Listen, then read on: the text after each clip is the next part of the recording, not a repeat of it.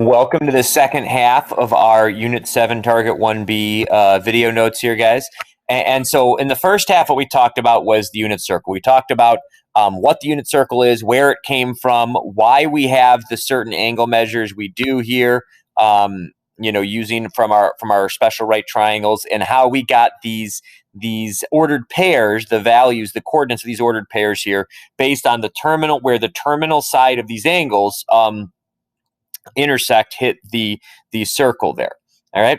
Now what we're going to do is we're going to go back to geometry again to understand how this helps us. Why do we really care? And this is the answer to that question. Now, to understand that, though, we've got to go back to a very famous acronym I'm sure you probably remember from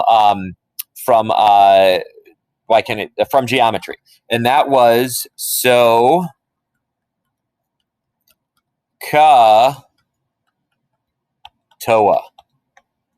right? Opposite over adjacent. Yep, SOHCAHTOA, right? This was a way to remember what the relationships were between sine, cosine, and tangent, and the sides of our triangles, right? Now, we are going to still use these relationships here in our unit circle, because we talked about how each terminal side, 30, 45, 60, actually can be thought of as creating a right triangle as the hypotenuse of that right triangle. So when I look at this 30-degree angle here, right here, I can think of this distance from the center, the vertex. Let me make that a big black dot there. To where this point hits the x-axis, that's, again, horizontal. That's my x value. And I can think of this distance here as my y value, which means you can see for the 30-degree angle, the opposite side is y, right? And the adjacent side is x. And since we are always going to have our terminal side on the x-axis here, that relationship is always going to stay the same. That we can now think of what was previously opposite, we can think of it as y, and we can think of adjacent as x. Now, the other thing we know is that the hypotenuse, because this is the unit circle, guys, is always going to be 1.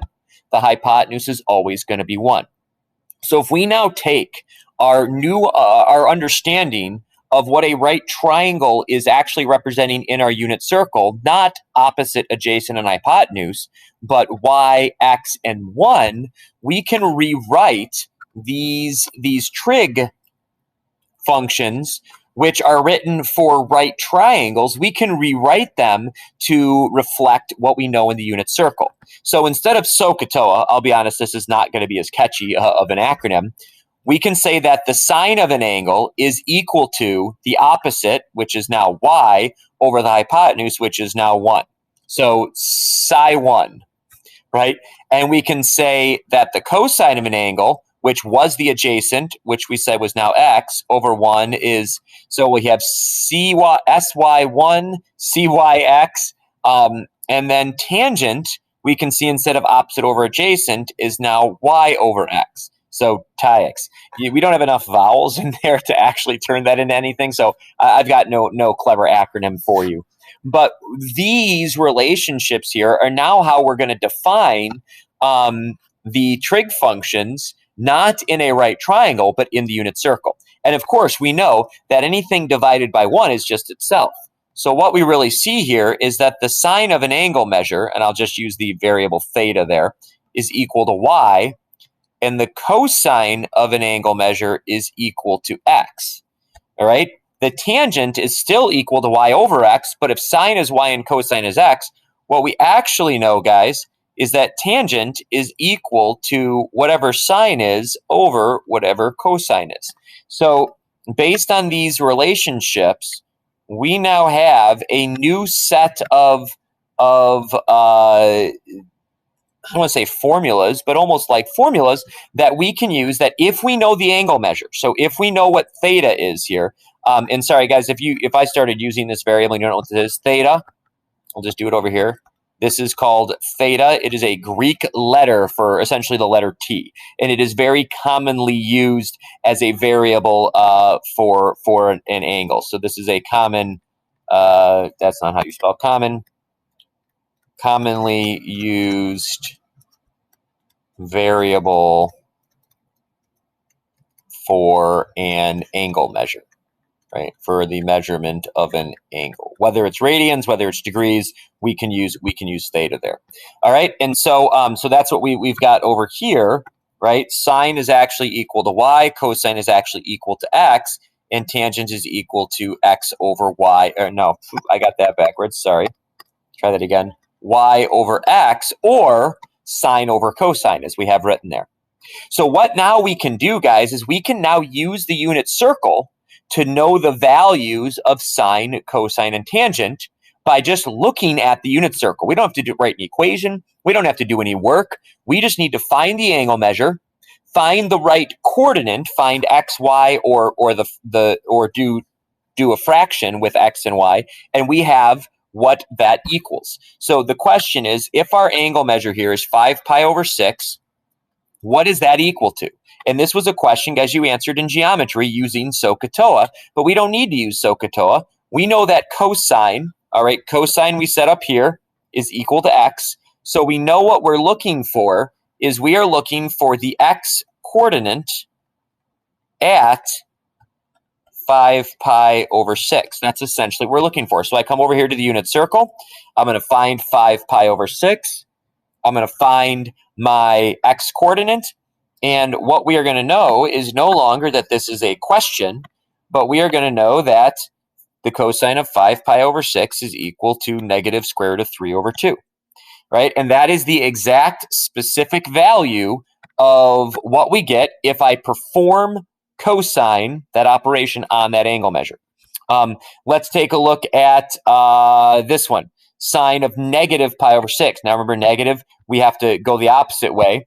So if pi over 6 is the same as going up 30, negative pi over 6 is going down 30, and that would be 11 pi over 6. Sine, right? Sine is the y coordinate. So what we're looking for here is the y coordinate at negative pi over 6, which is the same thing as 11 pi over 6.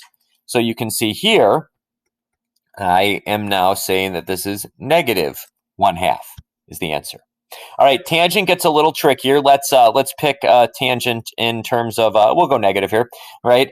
Tangent of 90 here. So if I come here, negative 90, sorry, negative 90 again is the same as positive 270. All right, so if I would go up 90 degrees and get to the positive y-axis, I go down 90 degrees clockwise to get to the negative y-axis, 270. And since tangent, remember, tangent isn't just one of them. Tangent is y over x at, oops, I'm sorry, guys. I started doing that on the wrong tangent. Let me drag that down here. Is y over x at negative 90 degrees. So let's look here. So y is negative 1 and x is 0 at that value. So I'm going to write my value as negative 1 over 0. Now we have to simplify this, and hopefully you remember from algebra that anytime you have a fraction with a denominator of 0, that is actually an undefined value. So when we talk about some tangents, sometimes it is possible, guys, that we end up with an undefined value if, when we write the fraction, one of the denominator is 0. All right, and so that's what we get there. Right. So again, the rest of these, I'm not going to take the time in the video to do them all. Just follow the same process. If it's cosine, you're looking for the x coordinate on the unit circle. Sine, you're looking for the y coordinate. If it's tangent, you're looking for y over x, and just make sure you simplify your fraction. And that's what I got. So that's target 1B.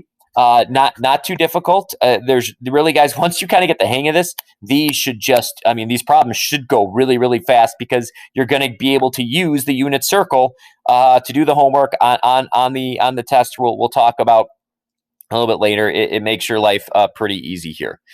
So that is the end of Unit 7, Target 1B. Hopefully this made sense, and as we're practicing this, we feel pretty good and confident using the unit circle to find the value of a trigonometric expression here given an angle measure from the unit circle. All right, this is Mr. Dow signing off.